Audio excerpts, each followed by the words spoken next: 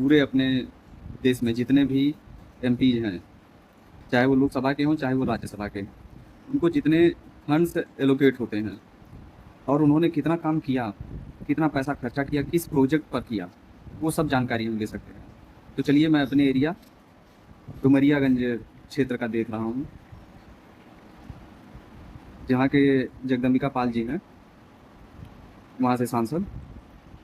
देखते हैं कि इन्होंने कितने प्रोजेक्ट्स पर फंड उठाया है और कितना पेमेंट किया है, कितने प्रोजेक्ट्स पेंडिंग हैं।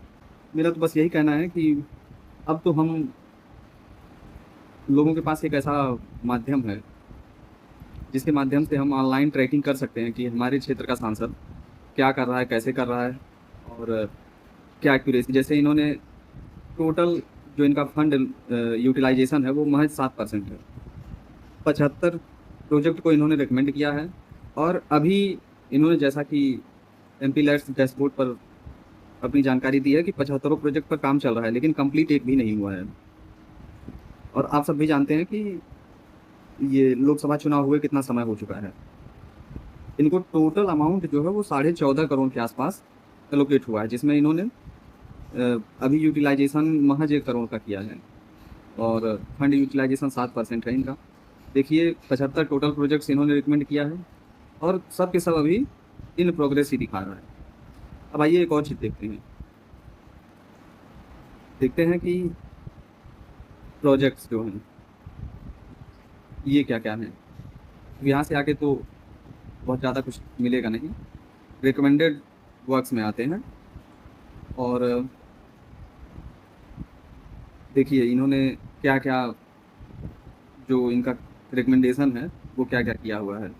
विजय कश्यप के घर से सामुदायिक स्वास्थ्य केंद्र तक 125 मीटर इंटरलॉकिंग सड़क निर्माण, ऐसे ऐसे 5 दिसंबर 2025 को इन्होंने इसे रिकमेंड किया था।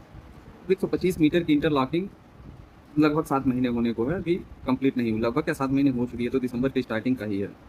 ऐसे ऐसे आप देखिए वार्ड नंबर 8 फूलपुर राजा में विद्युत कार्य, ये सब चीज़ें कितने कितने रुपए तक का किस पर एलोकेशन है वो सब तक लिखा हुआ है।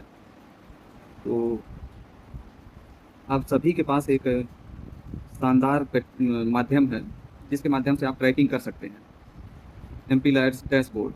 और मैं तो कहूँगा पूरे भारतीय अगले चुनाव में आगे से अपने क्षेत्र के किस प्रतिनिधि को वोट देना है ये तो क्लियर करना थोड़ा मुश्किल होगा, लेकिन ये क्लियर करना आसान होगा कि जो प्रतिनिधि वर्तमान में है उसके कार्यों का क्या परिणाम रहा है।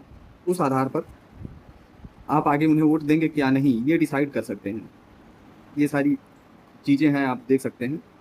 इटवा केनरा बैंक के सामने ट्रांसफार्मर हटाने का कार्य 1,40,000 का, ये हटाने का कार्य इस पर एलोकेशन 1,40,000 का है। ऐसे ऐसे देख सकते हैं। खेसराहा के बकैनिया ग्राम में 150 मीटर इंटरलॉकिंग सड़क निर्माण कार्य 13,10,000 का एलोकेशन, पर इन्होंने अभी लगभग 9.5 लाख के आसपास पे भी कर दिया है। तो ऐसे ऐसे ये सब देख ही रहे हैं।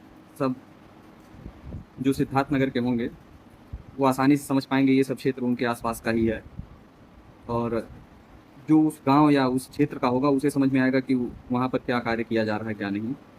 और फाइनेंशियल डिटेल ये है इनका, यूटिलाइजेशन 7%, और इनका जो रिकॉर्ड है वो बहुत पुअर है और उसके बावजूद भी जीतते चले जाते हैं। कहीं ऐसा तो नहीं हम सिर्फ केंद्र में कौन सी पार्टी आएगी, मतलब केंद्र का चेहरा, मतलब उस पार्टी का सेंटर कौन है, कहीं ऐसा तो नहीं उस हिसाब से हम वोट दे रहे हैं।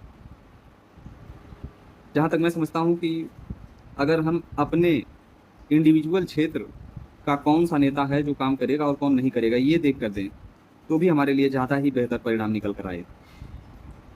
पर हम पार्टी विशेष पर ज़्यादा ध्यान देते हैं।